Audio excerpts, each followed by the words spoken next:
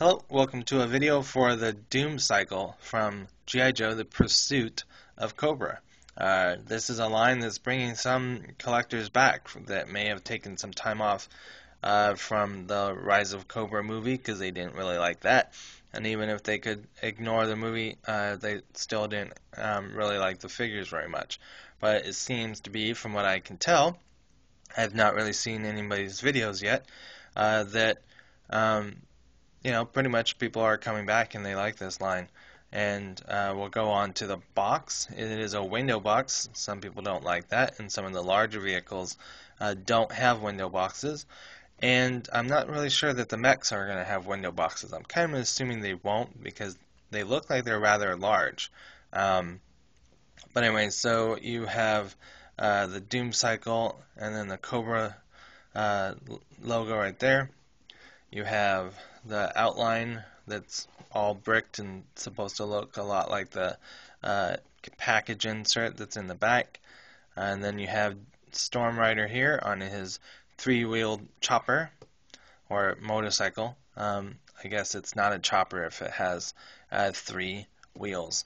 And then it talks about the spring action blades, new G.I. Joe logo, and by that I just mean that compared to the Rise of Cobra logo, it is changed somewhat.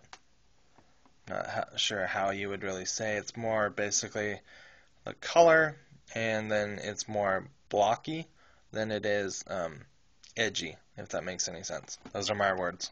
So I'll watch your guys' other videos and find out what you guys are calling it or think about it. Spring action blades, some people don't like that, but I'm rather a fan of it, and hopefully I'll be able to get it to work in the video because I found some ways that I don't think Hasbro meant for it to work, but it does work.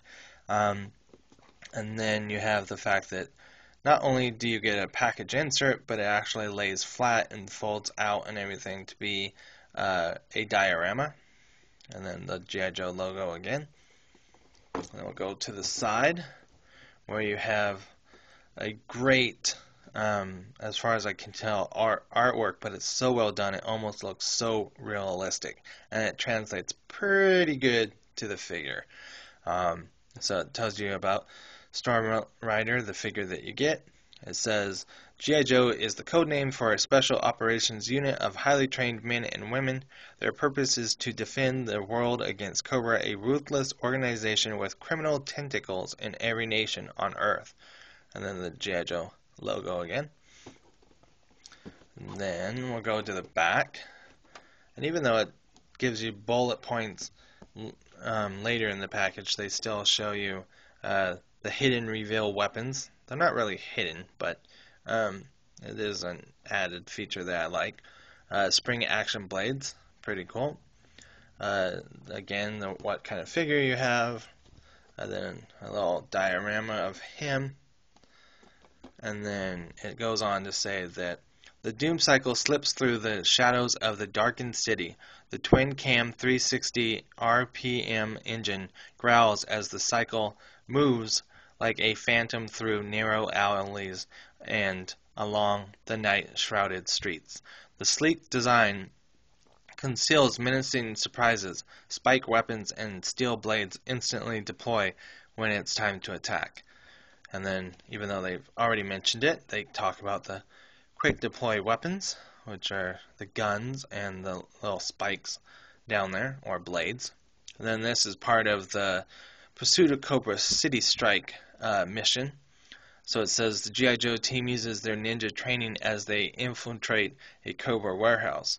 And of course, I've already opened this, so I can't remember which insert comes with this one, but they talk about it in the inserts, and I'm not sure that they'll do this in all the file cards, but they're pretty much telling the story through the back of the package, this description up here, and here, the inserts, and at least with Storm Rider's file card, it goes into telling the story. So you'll almost, as long as you collect everything, you'll almost be able to line up how the story is happening within the figures that you get. So we will go on to his file card, which again, there's another great picture of Storm Rider right there. And then, of course, going to GIJoe.com, and then, of course, the collector's website right there, G.I. Joe Collectors Club or GIJoeClub.com. So his description or a file card or ID card goes on. Storm Rider is a member of the Dreadnought gang that works for Cobra. He is equally skilled at fist-smashing brawls and complex martial arts battles. Born to ride as well as fight, he customizes motorcycles with unusual and effective weapon systems. He chases the G.I. Joe team through the city after he spots them leaving the Cobra warehouse, which, so far, I believe the figure, this is the first one that has to do with the warehouse. Yeah.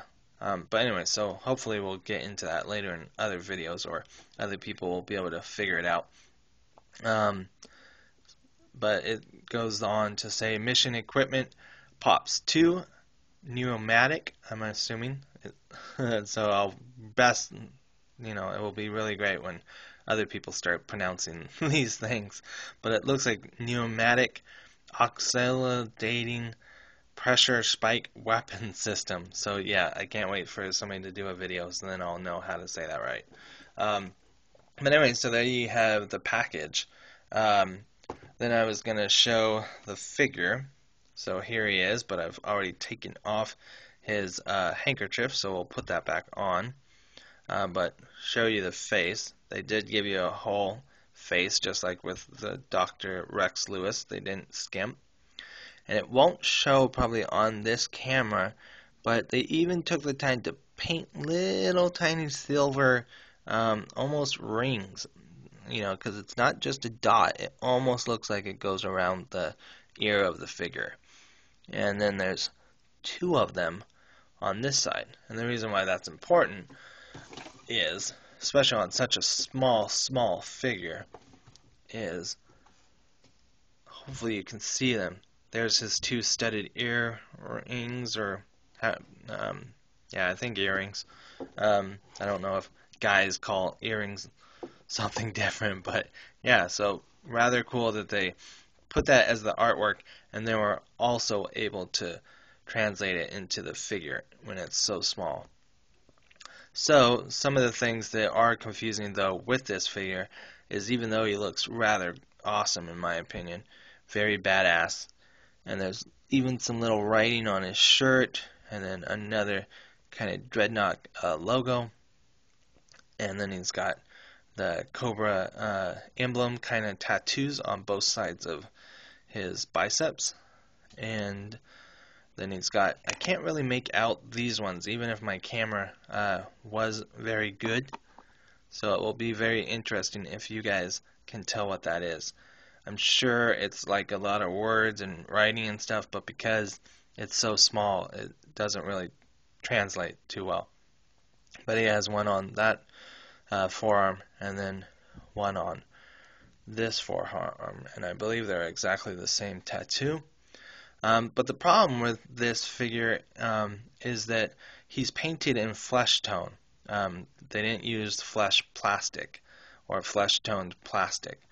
So even though he's painted flesh there and then here, and it all looks good, you kind of have to ignore it or forgive it, because when you open or bend his arms there, you'll see that he's got these little black joints right there, and it's mostly because he was probably molded all in black paint, and then they painted over it. So yeah, unless you're thinking those are also tattoos right there, but that's kind of a stretch.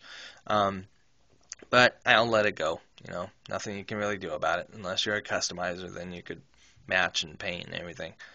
But here you have the back of the figure, and he's got even a different logo than he does on the front of the chest, and then it says Dreadnoughts, and then Australia, which I believe the Everglades are in Australia, so that's still pretty accurate to what most of us older collectors know. And then the other thing I wanted to show off is that his body is pretty much a reuse, or maybe even just besides the head. I think the gloves are a little different,